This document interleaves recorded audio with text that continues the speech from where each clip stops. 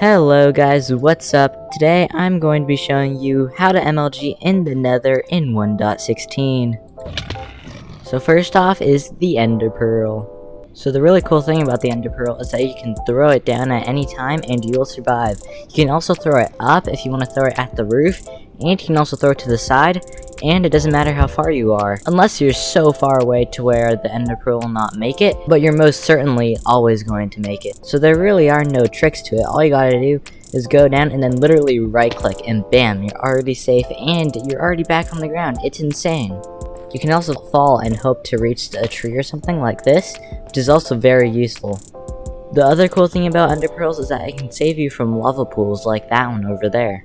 So whenever you're trying to throw an Ender Pearl to the side or somewhere up into the sky, that's a lot harder, and there is some technique to that, but it can really save you from anything. So watch this, I'm falling down there, through Ender Pearl, bam, now I'm over here and I'm safe and I did not fall into the lava.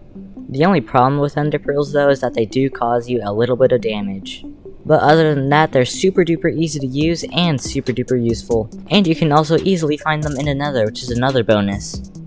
Now it's time for the boats. So for the boats, you're going to need to practice a lot more. The reason why boats are super hard is because you have to place them down and then you have to right click into them. But there's another trick with the boat. The best thing about the boat is that the boat can be used to go off of a cliff, and it's just insanely easy. Just right click into it, fall down, and bam, you're safe.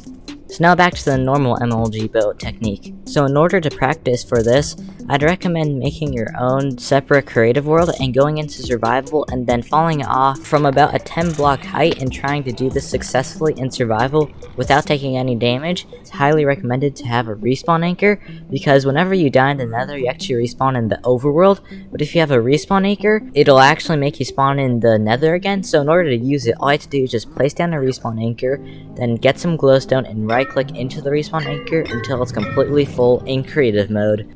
Once you've done that, I'd recommend placing a glowstone block right next to it so that whenever you die, you can go back into creative and collect this block by clicking the mouse button and then right clicking the respawn anchor to refill it again, and then bam, you can reuse the anchor 4 more times until it runs out again.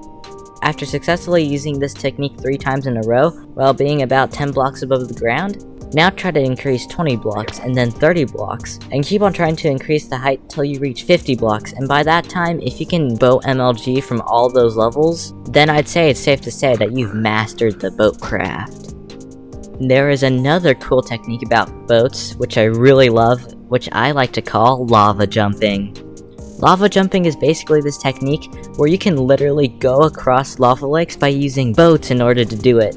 You're probably thinking right now, nah, he's capping. But nope, I am not, and the way how it works is when you place down a boat, it actually still exists for 1 tick in the world, so that means it's gonna still be there for like a very short amount of time. And during that time, you jump onto the boat and you jump off the boat, and then by that time the boat will be gone, but you will already be in the air. And then after that, you can place down a second boat, and then you will fall onto it and jump off it again, and then bam, you just continue that cycle until you reach the end of the lava lake. And first, I'd recommend doing this in creative and practicing doing it all around lava lakes, and once you've gone across a huge lava lake in creative successfully, then try going over a small lava lake in survival.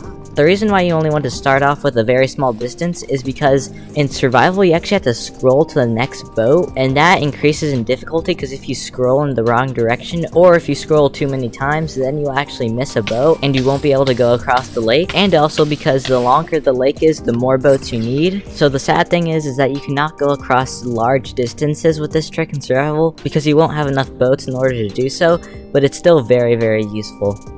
And now there's one really cool thing that you can do with the boat, which is actually MLGing in a lava lake. So remember when I said that the Ender Pearl was the only way to escape from a lava lake fall? Well, that is actually true if you were already falling. But like I said before, with the boat, you can actually go into the boat and fly off the cliff. And the cool thing about this is that you can use this to your advantage. You can actually shift out of the boat and then right click back in, and now actually reset the fall velocity, and then once you're really close to the lava lake, you'll just hop out, and then you just start lava jumping. So now it's time for the twisting vines.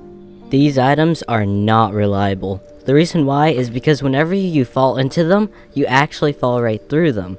They still slow you down, but not enough to erase the fall damage. However, if you hold the spacebar, there is a chance that you will climb the vine instead of falling through it. This will in return make you not take any fall damage. The problem is that this only happens sometimes, not all the time. I think it has to do with the game not realizing you are holding the spacebar and touching the vine.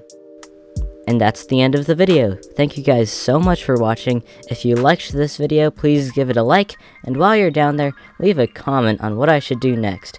If you have not already, consider pressing that sub button. And before I go, I just want to say that you matter. See ya later.